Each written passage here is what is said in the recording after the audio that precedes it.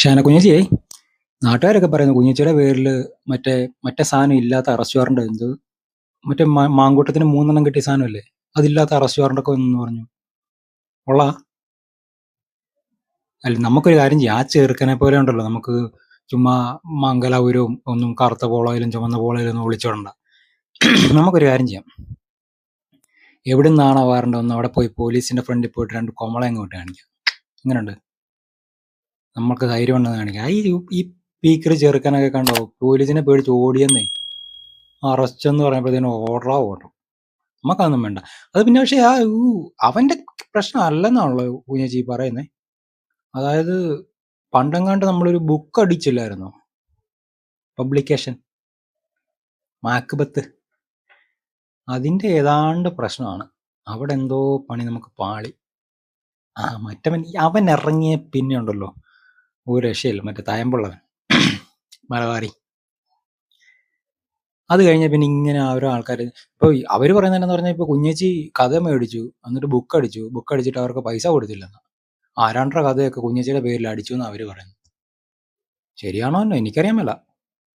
ഇപ്പൊ ശരിയാണെങ്കിൽ തന്നെ ഇപ്പൊ എന്നാ ചെയ്യാൻ പറ്റും? ജാമ്യം ഇല്ലാത്ത വകുപ്പ് എന്ന് പറഞ്ഞാൽ ഇനി അകത്ത് കിടക്കുകയുള്ളൂ കുഞ്ഞേച്ചി മാർഗം. അങ്ങനെയാണെങ്കിൽ നമുക്കൊരു കുറച്ച് ബുക്കൊക്കെ ആയിട്ട് പോകാം, കുറെ പേനായി ഒക്കെ ആയിട്ട്. എന്നിട്ട് അവിടെ പോയിരുന്ന് എൻ്റെ കിടിലം കഥ എഴുതുക. എന്നിട്ട് ഇറങ്ങി വന്നിട്ട് പറയണം, കണ്ടോടാ ഞാൻ എൻ്റെ സ്വന്തമായിട്ട് കഥ എഴുതി, സ്വന്തമായിട്ട് മാക്ക് വെച്ചൊരു പബ്ലിഷ് ചെയ്തെന്ന് പറയാം. അങ്ങനെയുണ്ട്. നമുക്ക് സ്വന്തമായിട്ട് പബ്ലിക്കേഷൻ ഉള്ളപ്പോൾ നമ്മൾ എന്തിനാ കുഞ്ഞേച്ചി വല്ലവൻ്റെ ഒക്കെ കഥ എടുത്ത് വല്ലവൻ്റെ ഒക്കെ പ്രിന്റ് ചെയ്യാൻ വേണ്ടി വന്നത്? ഭയങ്കര വെട്ടം കേട്ടോ. ഒരു ലൈറ്റ് വാങ്ങിച്ചത്, കണ്ണ് മഞ്ഞളിക്കുന്നു. എന്നിട്ട് അത് പോട്ടെ, എന്നാ പിന്നെ അങ്ങനെ ചെയ്യാല്ലേ. ഇനിയിപ്പോൾ ആ ചെറുക്കൻ്റെ ഒരു കേസുണ്ടല്ലോ, അവനും ഈ പുള്ളി കേസ് കൊടുത്തേക്കുന്നത് മറ്റേ സാധനത്തിനാ. ഏത് എന്തുവായിരുന്നു, ഈ നമ്മൾ ഓരോ ആൾക്കാരുടെ പേരിൽ ഓരോ കാര്യം പറഞ്ഞിട്ട് പിന്നെ അവരെ കുറിച്ച് ഇപ്പം മീഡിയയിലൊക്കെ ഈ നുണയും കൊതിയൊക്കെ പറയില്ലേ. അതായത് നാളെ കുഞ്ഞേച്ചി പ്രസ് മീറ്റ് വിളിച്ചൊരു പരിപാടി പറഞ്ഞില്ലേ, കോഴിയാന്നൊക്കെ പറഞ്ഞേ, അങ്ങനത്തെ പരിപാടി പറയല്ലേ. അതിനെന്നാ പറയുന്നേ, അവഹേളിച്ചെന്നോ? ഇല്ലല്ലോ, ഏതാണ്ടൊരു സാധനം. ആ പരിപാടിക്കാണ് അവർ കൊടുത്തേക്കുന്ന കേസ്.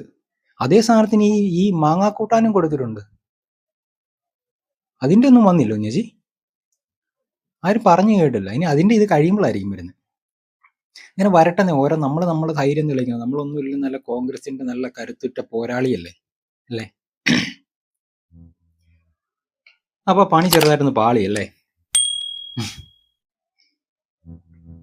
ഇതാണ് പറയുന്നത്, ഈ കൊടുത്താൽ കൊല്ലത്തും കിട്ടും, കൊല്ലത്തല്ലെങ്കിൽ കോട്ടയത്തെങ്കിലും കിട്ടും എന്ന് പറയുന്നതിന്റെ കാര്യം ഇതാ. ഈ വല്ലവരുടെയും ബുക്കും വെച്ചിട്ട് പബ്ലിക്കേഷൻ ഉണ്ടാക്കി അതിന്റെ പുറകെ തിരിമറി നടത്തി ഇങ്ങനെ പോകുമ്പോഴുണ്ടല്ലോ, നമുക്ക് ഇങ്ങോട്ടും പണി വരുമെന്ന് നമ്മൾ ചിന്തിക്കണം. അല്ലെങ്കിലുള്ള കുഴപ്പം എന്താണെന്ന് വെച്ചാൽ, വെറുതെ ആവശ്യമില്ലാതെ ഇരുന്നിടത്ത് കയറി ചൊറിഞ്ഞിട്ട് ഇപ്പം ചുറ്റിനും ആൾക്കാർ വന്നിട്ട് ഏറോടേറാം അല്ലേ. നമ്മൾ ഈ മഹേഷിന്റെ പ്രതികാര സിനിമയ്ക്കകത്ത് പറയുവേ ബട്ടർഫ്ലൈ എഫക്റ്റ് എന്ന് പറയും. എന്താണ് ബട്ടർഫ്ലൈ എഫക്റ്റ് എന്ന് അറിയോ? ടെക്നിക്കലി എനിക്കത് എക്സ്പ്ലെയിൻ ചെയ്യാനൊന്നുള്ള സമയമൊന്നുമില്ല. അതായത് ഫോർ എക്സാമ്പിൾ, ഇപ്പോൾ അമേരിക്കയിൽ ഒരു പൂമ്പാറ്റ ചിറകടിച്ചാൽ ചിറകടിയുടെ ശക്തി അവിടുന്ന് വന്ന് കൂടി വന്ന് ഇവിടെ ഒരു കൊടുങ്കാറ്റായിട്ട് വീശാൻ സാധ്യതയുണ്ടെന്നൊക്കെയാണ് അത് പറയുന്നത്. അതൊരു ടെക്നിക്കൽ ടേമാണ്. അല്ലെങ്കിൽ ഈ മഹേഷിന്റെ പ്രതികാര സിനിമയ്ക്കകത്ത് നമ്മുടെ മഹേഷ് മരിച്ചെടുത്ത് ഫോട്ടോ എടുക്കാൻ പോയിട്ട് റോസ്റ്റ കഴിച്ചിട്ട് പോകാൻ പറയുമ്പോൾ പറയല്ലേ, റോസ്റ്റ കൊള്ളാലോ എന്ന് മഹേഷ് പറയല്ലേ. അപ്പം മറ്റവൻ പറയും, ജൈവനാ എൽദോച്ചായൻ്റെ പറമ്പിൽ നിന്ന് പറിച്ചതാണ്. എൽദോച്ചായൻ്റെ പറമ്പിൽ നിന്ന് തുടങ്ങിയ പണിയാണ് മഹേഷിന് അടി കിട്ടുന്നല്ലേ. ആണോ? എൽദോച്ചായൻ്റെ പറമ്പിൽ നിന്ന് പറിച്ചെന്ന് പറഞ്ഞ അവിടെ അലമുണ്ടാകും. അതിനിടയ്ക്ക് മെമ്പർ താഹിർ അലമുണ്ടാക്കി അവനെ തല്ലും കൊടുത്ത് പറഞ്ഞു വിടും. ഇവൻ പോയി മറ്റേ ആ മെലിഞ്ഞവൻ്റെ വണ്ടിക്കിട്ട് പിടിക്കും. അവൻ വണ്ടി വെട്ടിപ്പാളി നായി നെല്ലിക്കായും കൊണ്ട് പോയി അച്ചായനിട്ടിടിക്കും. അവർ നേരെ വീട്ടിൽ പോയി അവർ പെമ്പ്രനോത്തിയായിട്ട് അലമുണ്ടാക്കും. അപ്പോൾ പെമ്പ്രനോത്തി എന്ന് പറയുന്നത് ഈ നമ്മുടെ ബേബിച്ചായൻ്റെ പെങ്ങളാ. അപ്പം അയൽക്കഥ ചേച്ചി ബേബിച്ചായനെ വിളിച്ചു പറയും. അപ്പോൾ ബേബിച്ചായൻ റീചാർജ് ചെയ്യാനായിട്ട് പോകും. റീചാർജ് ചെയ്യുമ്പോഴത്തേനും മറ്റവന്മാർ സോഡാ വെള്ളം കുടിക്കാനായിട്ട് അങ്ങനെ നിൽക്കുക. അപ്പോൾ എന്താ സംഭവിക്കുന്നത്, അവർ തമ്മിൽ പ്രശ്നമാകും. അത് ചോദിക്കാൻ മഹേഷ് ചെല്ലും അല്ലേ. അപ്പോൾ പ്രശ്നം ആരാണ്ടാക്കിയേ? മഹേഷ്. ആർക്കാ പണി കിട്ടിയേ? മഹേഷിന്. അതുപോലെ കുഞ്ഞേച്ചി കുഞ്ഞൊരു പ്രശ്നം ഉണ്ടാക്കി, കുഞ്ഞേച്ചിക്കിട്ട് പണിയും കിട്ടി അല്ലേ.